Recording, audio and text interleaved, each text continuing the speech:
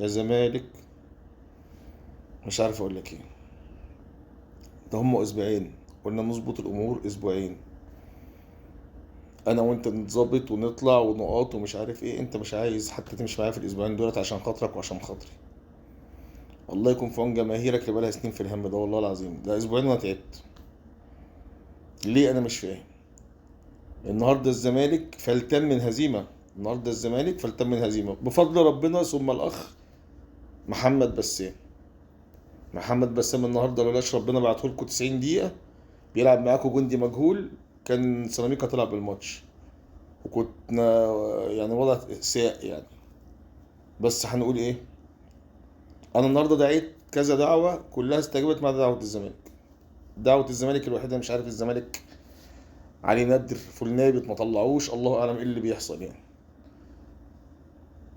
احمدوا ربنا النهارده ان محمد بسام كان مع سيراميكا. نروح الناحيه التانية، المعلم الشناوي. انا مش عارف اقول نسميه النهارده يوم الاخرام ولا يوم الحراس الاخرام، شيء غريب يعني.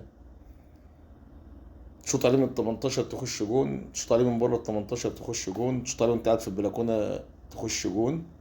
انا بحمد ربنا ان الشناوي جاي من الزمالك عشان ما يتقالش ان هو مفوت الماتش. بصراحه حاجه مسخره، انا مش عارف الناس دي بتلعب كوره ازاي. بيراميدز برضو ما عندوش ثقافه الفوز يعني. اه جاي في الاخر نفس اللي عملوا الدوري اللي فات بيعملوا الدوري ده. طبعا هنسمع النهارده هاني سعيد ان هم بيفكروا يسحبوا الاستثمارات. هيجي بكره يقول لك عايزين يسحبوا الاستثمارات.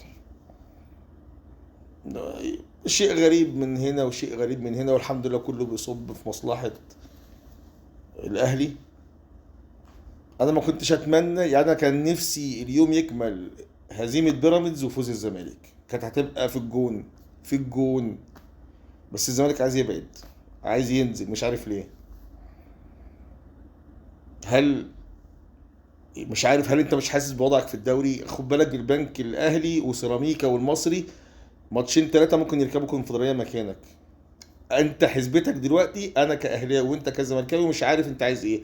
عايز تفوز على بيراميدز وتقلل حظوظه في الدوري، ولا مش عايز تفوز عليه وتخسر فيبقى انت فرصك في الكونفدراليه قليله؟ انت فعلا بتدخل نفسك في حسابات غريبه يعني. يا رب يا زمالك، اقول لك ايه؟ مش عارف والله، اقول لك تفوز في ماتش بيراميدز ولا ما تفوز، مش فاهم. الله يعينكم ان شاء الله.